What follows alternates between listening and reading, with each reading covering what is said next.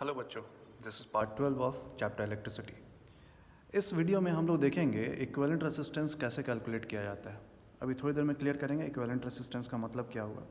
Suppose अगर आपके पास 3 wire है, 1 2 3, ठीक है, और आप जानते हैं बिना रेसिस्टेंस के वायर नहीं होता, without resistance we can not imagine any wire. तो इसमें R1 R2 R3 रेसिस्टेंस है, इसको ज्वाइन करना है, क्योंकि लाइफ में ऐसा कभी भी नहीं होता कि एक सिंगल वायर से हमारा काम चल जाए। और इसमें क्या होगा, हम लोगों को अलग अलग वायर को लेना ही पड़ता है और उसको ज्वाइन करना पड़ता है अपने रिक्वायरमेंट के हिसाब से। तो वैसे ही हम लोग यहाँ पे 3 वायर लेंगे, R1 R2 R3, इसको कनेक्ट करेंगे। तो कनेक्शन करने की पॉसिबिलिटी क्या है, सबसे पहला मान लो ये वायर दिया हुआ है और ये वायर दिया हुआ है, तो आप इसको जोड़ दो और दूसरा वाला हिस्सा मत जोड़ो। और दूसरा तरीका क्या है, ऐसे लो और क्या करो, दोनों का जो एंड है इसको और इसको जोड़ दो। तो ये वाला जो कंडीशन होगा इसको हम क्या बोलेंगे, सीरीज़। और जो दोनों एंड जोड़ दिए इसको क्या बोलेंगे, पैरेलल। पैरेलल के लिए शॉर्ट नोटेशन यही होता है। तो बेसिकली अभी हम क्या देखेंगे, सीरीज़ के लिए। और अगर मान लेते हैं अगर सीरीज़ के लिए जोड़ना है तो ऑब्वियसली हम लोगों ने इसको एक काम के लिए किया है, ठीक है।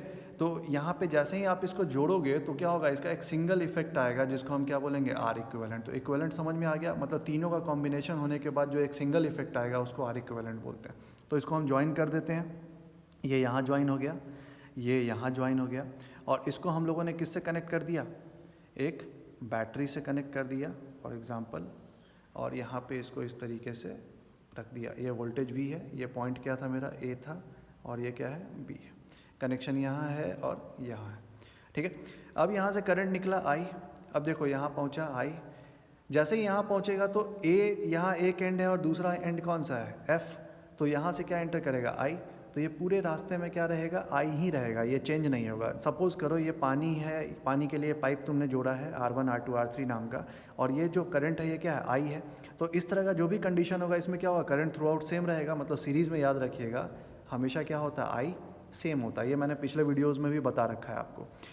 अब देखो जैसे ये यहाँ से करंट भेजा, सपोज़ कर लो कि तुम्हारा ये दमखम है, तुम पोटेंशियल कुछ है, कोई चीज़ करने की तुम्हारी एबिलिटी है, एक जगह से दूसरी जगह पहुँचाने का क्या है, तुम्हारा एबिलिटी है। तो तुम यहाँ से क्या कर रहे हो, एक मान लो कोई सामान भेज रहे हो, और ये क्या है, 3 लोग यहाँ बैठे हुए हैं जो क्या करने वाले हैं, इसको चेक करने वाले हैं। तो क्या होगा, तीनों लोगों का नेचर अलग अलग होगा, R1 R2 R3 है, तीनों का डिसिप्लिन लेवल अलग होगा, अलग अलग तरीके से चेक करेंगे। तो तुमको क्या होगा, जब इसको इधर से यहाँ ले जाना होगा तो इसके लिए अपना अलग पोटेंशियल लगाना होगा, इसके लिए अलग लगाना होगा, इसका अलग लगाना होगा, इसके नेचर के हिसाब से। कहने का मतलब क्या होगा, मान लो इसके लिए तुमने क्या लगाया, V1, इसके लिए क्या लगाया, V2, ठीक है, और इसके लिए क्या लगाया, मान लेते हैं ये V3, ठीक है।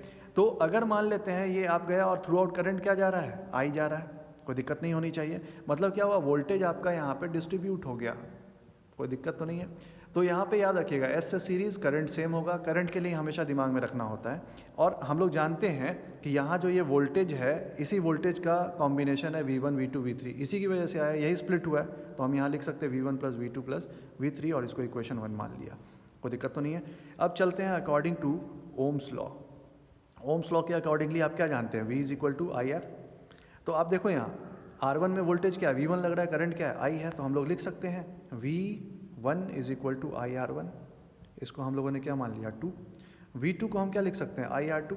गौर से देखो यहाँ V2, R2 में रेसिस्टेंस है और ये क्या है, करंट सेम है, तो ये हो गया। और V3 = क्या हो जाएगा, IR3। तो ऐसे ही हम लगा देंगे और ये क्या हो जाएगा, 1 है, 2 है, ये क्या हो जाएगा, 3, और ये मेरा 4, ठीक है। अब चलते हैं यहाँ आते हैं, अगर मान लो इसका एक सिंगल तार लगाते हैं, वोल्टेज और करंट तो सेम ही रहेगा, तो इसको कनेक्ट कर दो ऐसा कुछ, और ये क्या होगा, वोल्टेज होगा, और ये क्या होगा, करंट होगा। तो यहाँ पे क्या हो जाएगा, V = IR, इक्विवेलेंट बोलो या सीरीज़ में है तो RS बोलो, RS। तो इसको मान लो 5, ठीक है। अब क्या करोगे, V1 की जगह पे V1, V2 की जगह V2, V3 की जगह V3 और V की जगह ये। तो हम यहाँ पे लिख सकते हैं पुटिंग किसको किस में, 2 3 4 एंड 5 इन 1। तो मेरे पास क्या आ जाएगा, IRS = IR1 + IR2 + IR3। I common ले लोगे तो यहाँ पे क्या हो जाएगा, R1 + R2 + R3, और यहाँ क्या हो जाएगा, IRS, I से I कट जाएगा, और मेरे पास क्या हो जाएगा, RS = R1 + R2 + R3 हो जाएगा, ठीक है।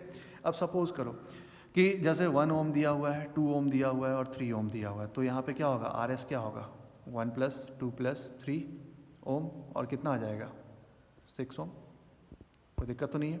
तो ये क्लियर हो गया। और हम यहाँ कह सकते हैं आर एस ग्रेटर है किससे, R1 से, R2 से, R3 से, ठीक है। मतलब हमेशा याद रखिएगा आर एस जो भी आप जिससे भी कनेक्ट करोगे वो क्या होगा, उससे हमेशा आप जितना भी जोड़ दो R2 या जो भी जोड़ोगे उसके वैल्यू से हमेशा बड़ा होगा। ये पॉइंट क्लियर है, ठीक है। तो पैरेलल का डेरिवेशन अगले पार्ट में, ठीक है।